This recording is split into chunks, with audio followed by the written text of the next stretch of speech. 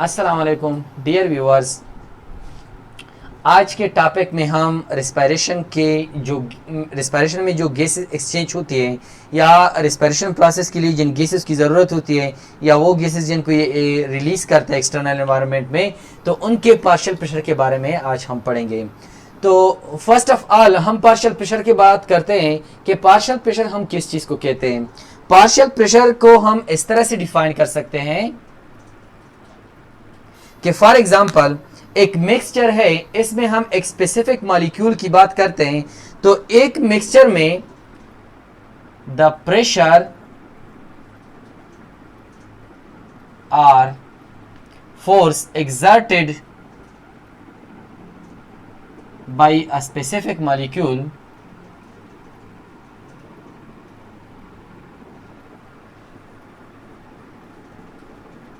in a mixture is called partial pressure of that molecule। अब अगर हम एक मॉलिक्यूल का पार्शियल प्रेशर फाइंड आउट करना चाहें तो इसके लिए हम क्या करेंगे, एक मिक्सचर में जिसमें ये मॉलिक्यूल मौजूद हैं, उसी मिक्सचर में ये मॉलिक्यूल क्या करेगा। फॉर एग्जांपल हम ये कहते हैं कि ये एक ट्यूब है, इसी ट्यूब के अंदर बहुत सारे मॉलिक्यूल्स यहाँ पर मौजूद हैं। उन मॉलिक्यूल्स में फॉर एग्जांपल ये मॉलिक्यूल्स हैं, इन मॉलिक्यूल्स में फॉर एग्जांपल हम कहते हैं कि हम सिर्फ रेड मॉलिक्यूल्स की बात करते हैं। तो अब ये रेड मॉलिक्यूल क्या करेंगे, जब ये यहाँ पर फ्लो करेंगे या यहाँ पर मूवमेंट शो करेंगे, तो ये रेड मॉलिक्यूल बाकी मॉलिक्यूल पर और साइड वॉल पर कुछ फोर्स अप्लाई करेंगे, कुछ प्रेशर एग्जर्ट करेंगे। उस प्रेशर या उस फोर्स को हम कहेंगे कि ये क्या है, इसी मॉलिक्यूल क्या पार्शियल प्रेशर है। तो अब हम रिस्पायरेशन में पार्शियल प्रेशर की जब बात करते हैं तो बेसिकली हम करते हैं ऑक्सीजन की। तो इसलिए यहाँ पर हम कहेंगे कि पार्शियल प्रेशर ऑफ ऑक्सीजन क्या होती है और पार्शियल प्रेशर ऑफ ऑक्सीजन कितनी होती है। अब अगर हम देखें तो हम स्टार्ट करेंगे कहाँ से, एक्सटर्नल एनवायरनमेंट से। फर्स्ट यहाँ पर जो पाथवे हम लिखते हैं तो एक्सटर्नल एनवायरनमेंट से हम स्टार्ट करेंगे और हम जाएंगे कहाँ पर, हमारे वेन्स तक, जिसमें डीऑक्सीजनेटेड ब्लड होती है।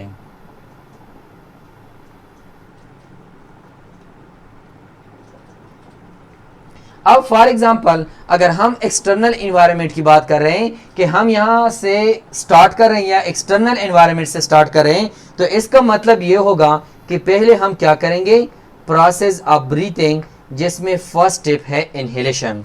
तो इनहेलेशन में हम क्या करेंगे, एयर को एंटर करेंगे अपने बॉडी या रेस्पिरेटरी सिस्टम की तरफ, और उस एयर में हम कहते हैं कि air can be defined as mixture of gases, कि ये गैसेस का क्या है, एक मिक्सचर है।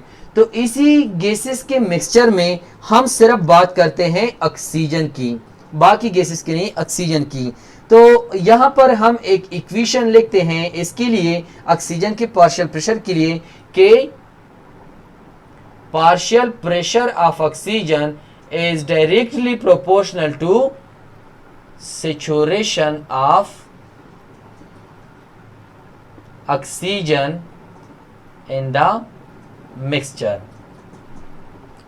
तो इस equation partial pressure is directly proportional to saturation of oxygen in the mixture, इसको हम इस तरह से एक्सप्लेन करेंगे कि फॉर एग्जांपल हम एयर को इनटेक कर रहे हैं, तो उसी एयर में ऑक्सीजन मौजूद है, और वो ऑक्सीजन यहां पर अगर ज्यादा मौजूद है तो पार्शियल प्रेशर क्या होगा, ज्यादा होगा। अगर इसी मिक्सचर में ऑक्सीजन की जो कंसंट्रेशन होगी वो कम होगी, तो बाद में जब ब्लड वेसल में हम पार्शियल प्रेशर को मेजर करेंगे तो उसमें पार्शियल प्रेशर ऑफ ऑक्सीजन भी कम होगी।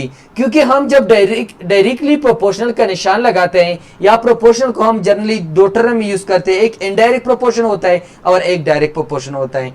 इनडायरेक्ट प्रोपोर्शन का ये मतलब है कि फॉर एग्जांपल एक बंदा मेरे से आगे 5 कदम खड़ा है, अगर वो 5 कदम और आगे ले रहा है तो मैं 5 कदम पीछे जा रहा हूं, मैं इसकी अगेंस्ट या मैं इसकी उलट काम करूंगा।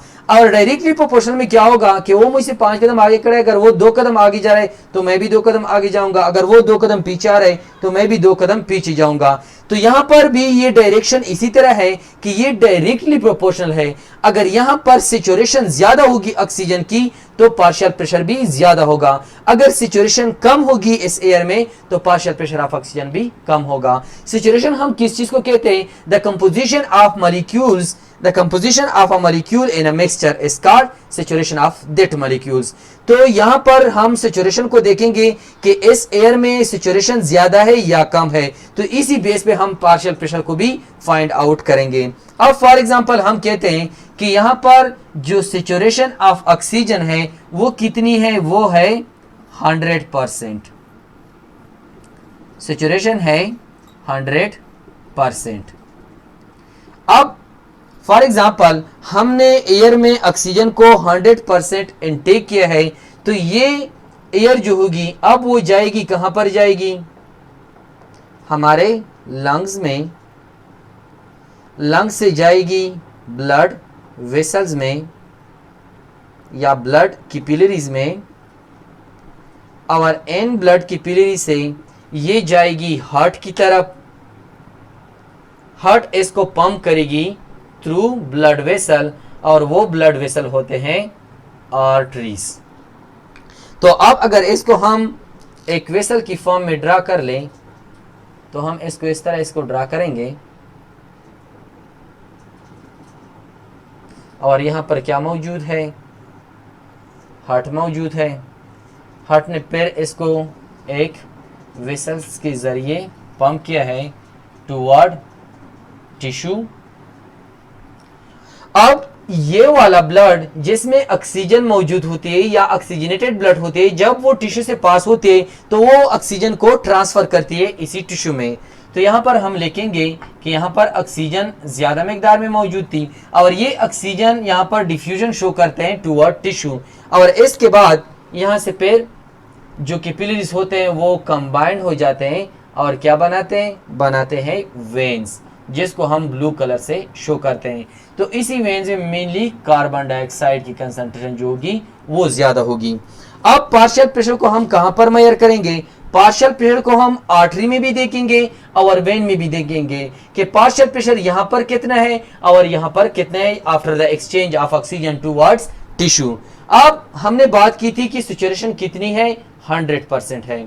अब जब सैचुरेशन ज्यादा है तो जाहिर सी बात है कि इसका पार्शियल प्रेशर भी क्या होगा? ज्यादा होगा। अब हम कहते हैं कि हार्ट ने जब आर्टरी की थ्रू ब्लड को पंप किया टुवर्ड टिश्यू, तो उन आर्टरी में इसकी जो पार्शियल प्रेशर थी वो कितनी थी? वो थी 95 to 97 mm of Hg।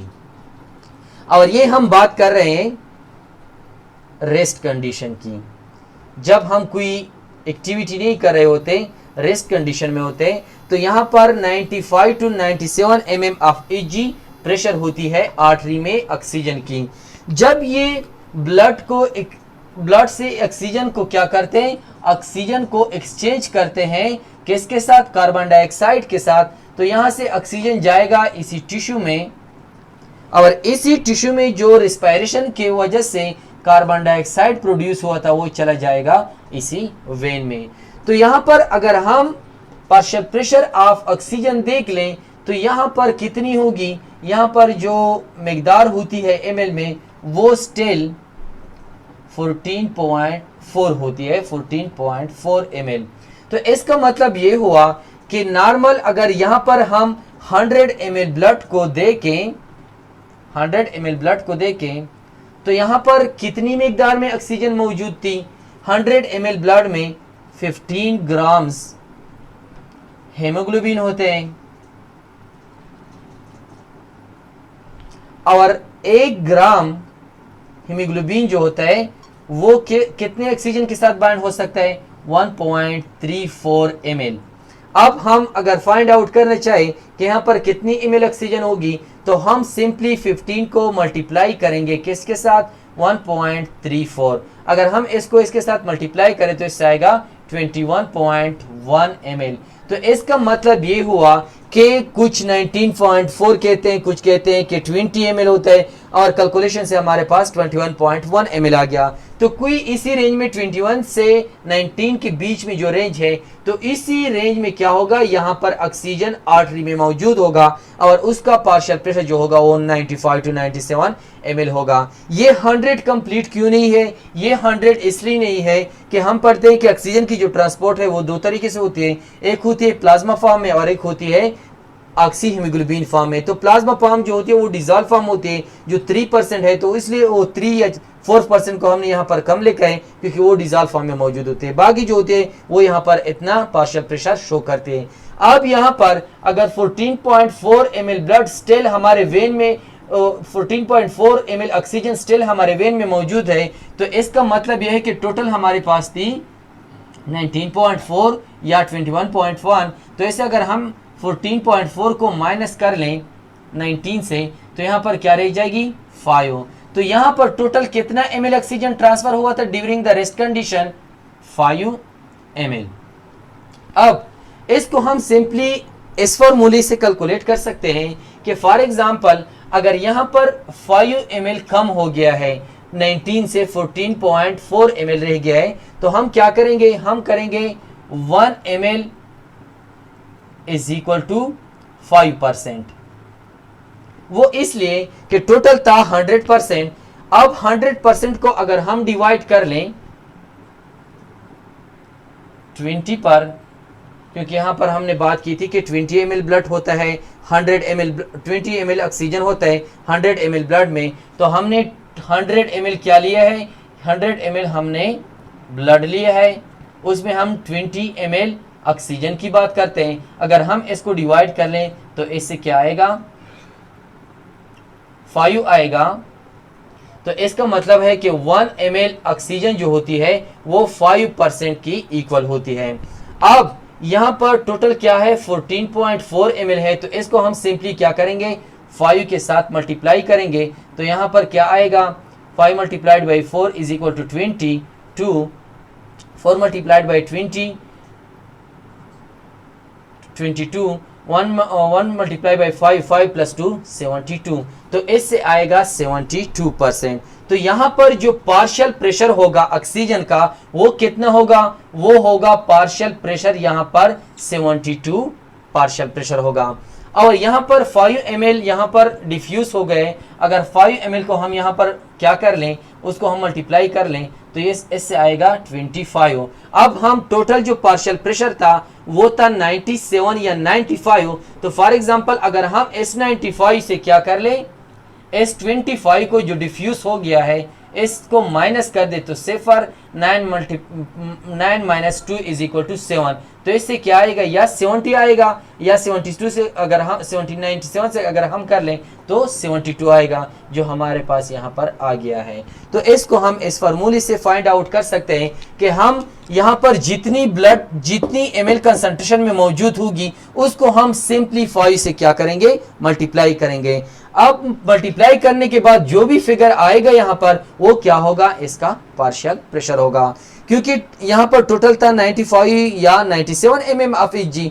5 ml जो है वो डिफ्यूज हो गया है, तो 5 ml को हमने 5 में मल्टीप्लाई किया तो इससे 25 आ गया। तो इसका मतलब था कि 25 mm ऑफ Hg का जो प्रेशर था वो इसने डिफ्यूज किया सेल्स की तरफ, टिश्यू की तरफ। जो बाकी ml ब्लड में जो ऑक्सीजन रह गया था वो 14.4 था। जब उसको हमने मल्टीप्लाई किया तो इससे 72 और 73 mm ऑफ Hg प्रेशर आ गया। तो इसको हमने इस तरह से प्रूव किया कि हमने टोटल मिकदार से इस डिफ्यूज मिकदार को माइनस किया तो इससे एग्जैक्टली वो वाली मिकदार आ गई जो यहाँ पर हमने क्या की?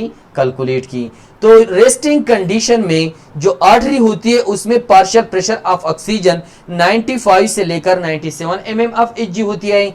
25 mm ऑफ Hg की जो प्रेशर होगी वो डिफ्यूज या डिक्रीज हो जाएगी because of diffusion towards tissue. जो ऑक्सीजन ट्रांसफर होता है 5 ml, उसकी वजह से जो 25 mm ऑफ Hg का प्रेशर होगा वो यहाँ पर डिफ्यूज हो जाएगा, डिक्रीज हो जाएगा। जो रिमेनिंग ऑक्सीजन रहेगा वेनस ब्लड में तो उसमें 14.4 ml ऑक्सीजन है। अगर हम उसको कैलकुलेट कर लें तो कितना? 72% या 72 mm ऑफ Hg का जो प्रेशर है वो यहाँ पर बच जाएगा। तो ये थी partial pressure of oxygen in resting condition. अब इसकी जो दूसरी कंडीशन है वो क्या है, वो है एक्सरसाइज कंडीशन। Exercise condition. अब एक्सरसाइज कंडीशन में कहानी थोड़ी सी चेंज होती है। वो इसलिए कि एक्सरसाइज में जो हमारे बॉडी के सेल्स होते हैं वो ऑक्सीजन को ज्यादा यूटिलाइज करते हैं, ज्यादा डिफ्यूज करते हैं, और रेस्टिंग कंडीशन में वो बहुत कम ऑक्सीजन को क्या करते हैं, अपनी तरफ डिफ्यूज करते हैं या यूटिलाइज करते हैं। तो जब हम एक्सरसाइज कंडीशन में इनहेलेशन करते हैं तो फॉर एग्जांपल हम कहते हैं कि सैचुरेशन 100% है, तो जो हमारा आर्टेरियल ब्लड होगा हार्ट से जो निकलेगा आयोटा के थ्रू, उसमें भी प्रेशर सेम रेस्टिंग कंडीशन की तरह होगा 95 से लेकर 97 mm ऑफ Hg। लेकिन जब वो टिश्यू से पास होता है तो यहाँ पर जो पहले रेस्टिंग कंडीशन में डिफ्यूजन हो रही थी वो बहुत कम थी, जस्ट 5 ml ऑक्सीजन यहाँ पर डिफ्यूज हो रही थी, बाकी जितनी भी कंसंट्रेशन थी वो वेनस ब्लड में चली जाती थी। लेकिन एक्सरसाइज कंडीशन में ऐसा नहीं होता है। उसमें क्या होता है कि ज्यादा मिकदार में ऑक्सीजन डिफ्यूज होगी और कम मिकदार में जो ऑक्सीजन होगी वो वेन की तरफ भेजी जाएगी।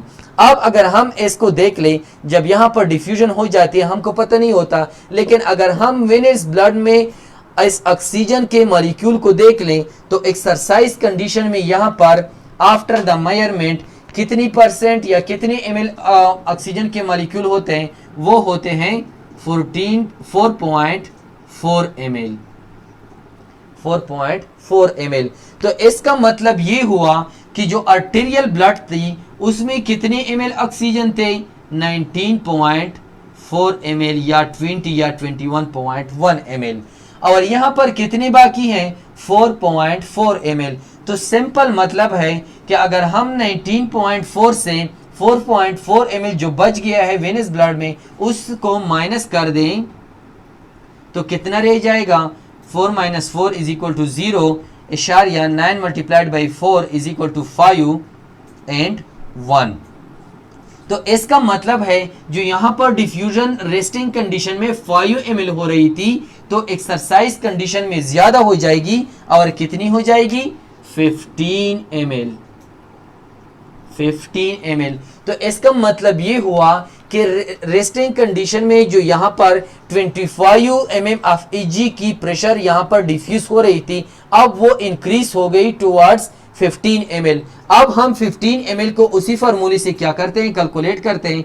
फॉर एग्जांपल हम 15 को मल्टीप्लाई करेंगे किसके साथ, 5 के साथ, तो 5 5 25 2 1 5 + 2 = 75। तो इसका मतलब ये हुआ कि एक्सरसाइज कंडीशन में हमारे टिश्यू की तरफ जो डिक्रीज आती है mm of Hg of oxygen में वो कितनी होगी, वो 75 होगी टोटल से। अब यहाँ पर 75 mm Hg का जो प्रेशर होगा वो यहाँ पर डिफ्यूज हो जाएगा, और रिमेनिंग कितना है, वो है 4.4 ml। तो 4.4 ml को भी हम उसी फार्मूले से क्या करते हैं, कैलकुलेट करते हैं। 4 × 4 = 20.420 + 2 = 22। तो यहाँ पर एक्सरसाइज कंडीशन में अगर सिचुएशन 100% हो, आर्टेरियल ब्लड में 95 to 97 mm ऑफ Hg हो, तो जो हमारी वेनस ब्लड होगी उसमें कितनी प्रेशर होगी ऑक्सीजन की, 22 mm ऑफ Hg। तो डियर स्टूडेंट, ये थी partial pressure of oxygen in the respiration, कि ये किस तरह से रेस्टिंग कंडीशन में पार्शियल प्रेशर होता है आर्टरी, वेन और टिश्यू में, और एक्सरसाइज जो कंडीशन होती है उसमें कितना होता है। उम्मीद करता हूँ कि इस टॉपिक आपको समझ आ गई होगी। फिर भी अगर स्टिल किसी के जहन में कोई क्वेश्चन है तो वो कमेंट सेक्शन में पूछ सकते हैं। थैंक यू, अल्लाह हाफिज़।